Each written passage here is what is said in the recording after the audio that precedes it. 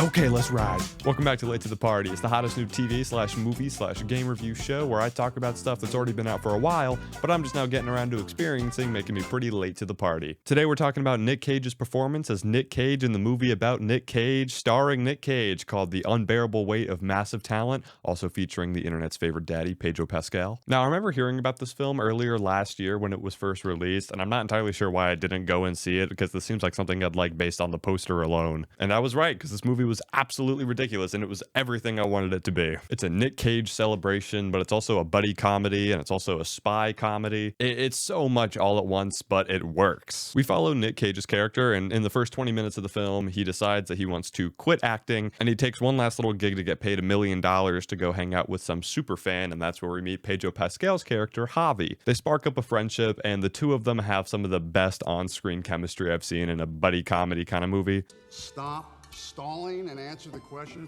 What is your third favorite movie of all time? Paddington 2. What?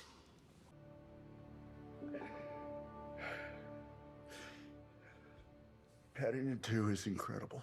They essentially become best friends, and Javi shows to Nick Cage a screenplay that he had written in hopes to maybe working with Nick Cage, his big idol, and then the film takes a pretty big left turn. Nick Cage gets taken by these CIA agents played by the hilarious Tiffany Haddish and Ike Barinholtz, where they tell Nick Cage that Javi is a high up in the cartel and kidnapped this girl, and they need Nick Cage to spy on him. He's the only one for the job. During all this, Javi and Nick Cage's friendship is just growing closer and closer, and they decide to scrap Javi's screenplay and write their own movie together, which leads to one of the most hilarious segments of the film where the two of them take psychedelics together and go on this whole frenzy in the city and get into a whole bunch of shenanigans, and some of the scenes in there had me howling. You know what I was thinking? Maybe we could have like a paranoid thriller angle. Ooh, paranoid angle. Excellent. Like, see those two guys over there? They've been watching us. Right, right. Wait, have they been watching us? I don't know. Have they? Fuck.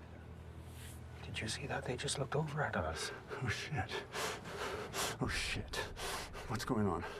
No, maybe it was just a coincidence. I will look again. Are you ready? No, don't make eye contact. That's how you spook 'em.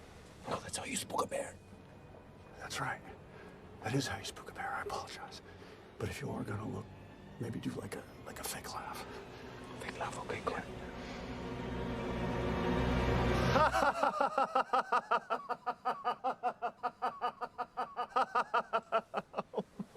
Okay. This movie reminded me of Birdman a little bit in the sense that both protagonists of these films are like washed up actors, and they're also borderline schizophrenics because they're being bullied and tormented by younger versions of themselves, which is displayed in this movie with Nick Cage seeing a version of himself called Nicky, which the world has also seen.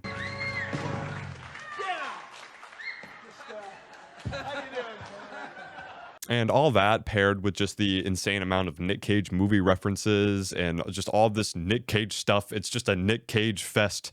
And I mean, I feel like that's what the audience knows they're getting themselves into, just based looking off the poster alone. And I gotta think that this has to have been one of the wildest script reading experience for an actor. Like, imagine being a high up actor in Hollywood, having lots of films, and you get handed a script where you're gonna play you in a movie about you, and just all the most ridiculous stuff is happening in it. And I mean, Nick Cage signed on for it. I mean, it seems like the kind of thing he'd be down for. Nick and Javi decide that the movie they're gonna make should be based on their experience. So essentially, the movie they want to make is the movie that the audience is currently watching. The CIA has convinced Nick that Javi is what they say he is, and they convince him that his best course of action is going to be to strap up and potentially have to take out Javi if he has to. Because at this point in the story, Javi's character has brought down Nick Cage's family into the scenario, so now he's like thinking stuff's going to go bad. But at the same time, we get the scene with Javi where he goes to see his cousin who's a high up in the cartel, and it's revealed there that he's the one that kidnapped the girl, and he's really the one pulling all the strings here, so Javi is not who they say he is. But then he drops a bomb on Javi saying that Nick Cage is in the CIA, and Javi has the same reaction to that Nick Cage does to hearing that Javi was in the cartel. But Javi's cousin Luis gives him a choice. He says either you're gonna kill Nick Cage or I'm gonna kill you, which leads to a standoff of two best friends who do not want to kill each other. Me too. Which is why this really hurts. Javi, You brought me out here to kill me, man? I'm sorry, Nick. So am I. Because you pull that trigger and we're both dead. I don't want to kill you. You're the last person I want to kill. I fucking love you. I love you!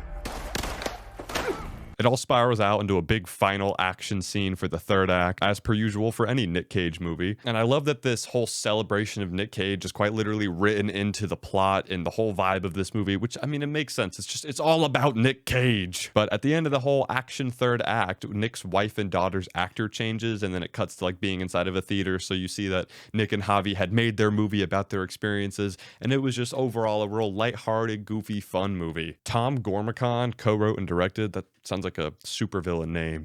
Gormican, the co-writer and director. Anyways, he co-wrote and directed this movie, and I'm sure this was just so much fun to write and then have get backed by a studio and delivered to Nick Cage, who would later go on to help produce this movie and want to be involved in it, because this whole story and premise just kind of sounds like an internet meme based around Nick Cage, but it got brought to life, and I'm glad it did, because it was a really fun film. That's all I really have to say on it. I'm gonna have to give it 5 Nick